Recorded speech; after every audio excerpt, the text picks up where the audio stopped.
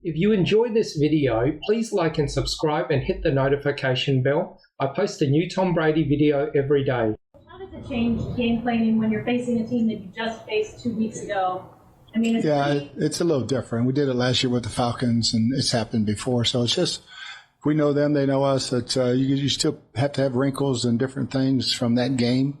But there's not like putting in a whole different game plan because who they are and you just played them. You do what you do best. You think about any playoff run, any good team in the playoffs, they need guys in key moments.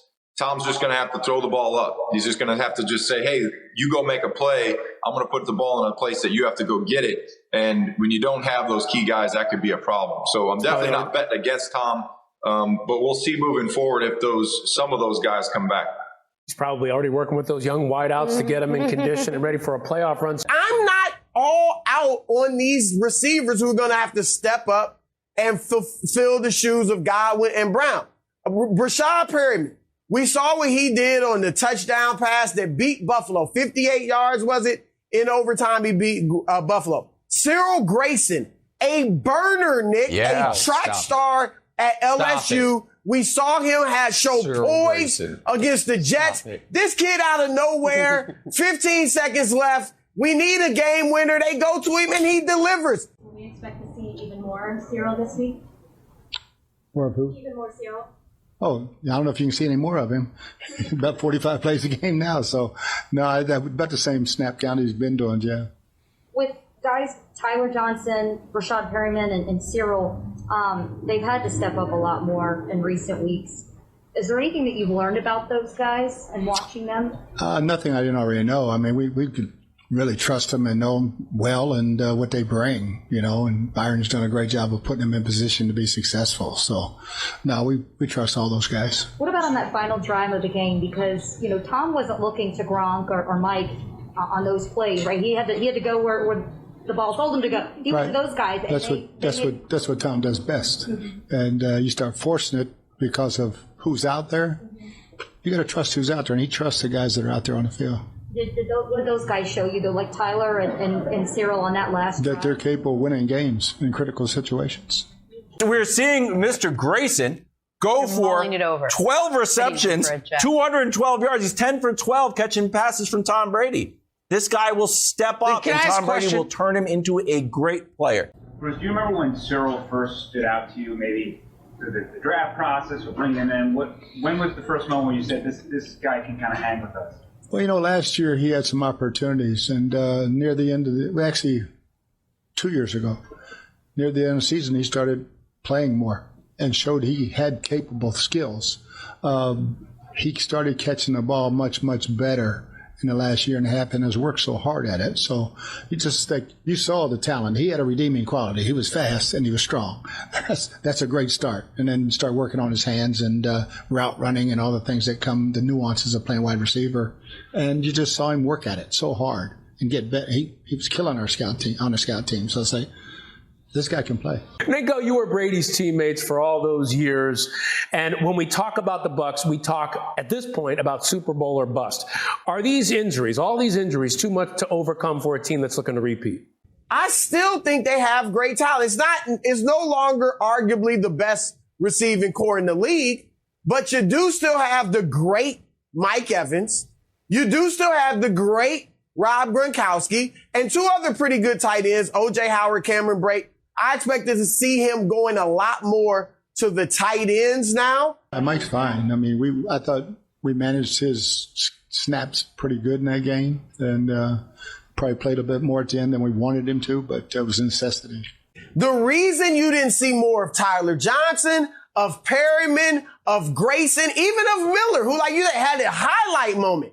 The reason you didn't see more of them was because you had Godwin and Antonio Brown. All right, I can only play so many. I think these dudes are really good. And you got two of them who are flat out speedsters, all right, in Grayson and Miller. So I'm telling you, watch out. Tampa Bay is not going away just yet, Nick. Well, I think the number one thing they have going for them is Tom Brady is healthy. So if you look at the rest of the issues that they have, you can suffice with Tom being healthy and making the best of what Tom can do. And You just look at the Jets game, for example, the comeback, him using other people that really don't play that much and marching down the field and winning. I think Evans being healthy is huge. Grunk being healthy is obviously going to be huge for Tom. But moving forward, when you don't have Fournette, who's a key piece in the running game, that's definitely going to be the problem in the playoffs. But I'm not counting them out. I would rather bet with Tom and lose than bet against him and lose. So I do believe having Tom, that's probably the biggest factor here is Tom's healthy and he's playing confident and playing well. But yet it's Tom Brady. Magic. Yeah, and Here we go with the magic. No. It's not even about magic though. We talked earlier about Matt Stafford and what does history show you? What's the resume, right? When we've seen Tom Brady, we've seen him in his career do more with less at times. Obviously, the injuries are an issue. Not having Chris Godwin is huge. But when I look around the whole NFL landscape, everybody has flaws. So if the question is Tom Brady done winning Super Bowls, you can't, given his track record, given what we've seen this season, just say, oh, they're done, there's no chance. You have to say the Bucs have a chance because guess what? They have the greatest quarterback of all time on their roster. He cannot do it all himself. Other guys have to play, whether it's injured, they have to produce whether they're injured or not.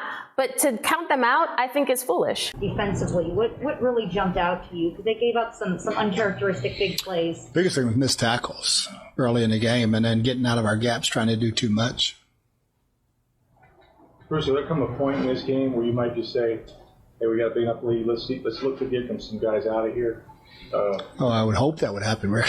Yeah. I mean, I think it's happened 3 times this year. Yeah. But the thing is who you take out. Because you can't take them all out. You only dress 47, so it's like you can't have all your second string go in because there ain't enough of them. So yeah, it's a time like this guy's a little nicked up. Let's get him out of there. But I hope that would happen, but I don't anticipate it. Scotty Miller, where you been all year? I remember Scotty Miller from last season playing well. So I expect a resurgence from him.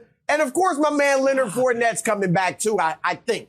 So Nick, maybe. I know you want to pour water on the Buccaneers, but I'm still with them. They were my preseason pick in the NFC, and I'm sticking with Tom Brady and the Buccaneers to rally and get this thing done. Yeah. That's it for this video. I post a new Tom Brady video every day, so please like and subscribe. That way you'll always have a new Tom Brady video to watch every single day.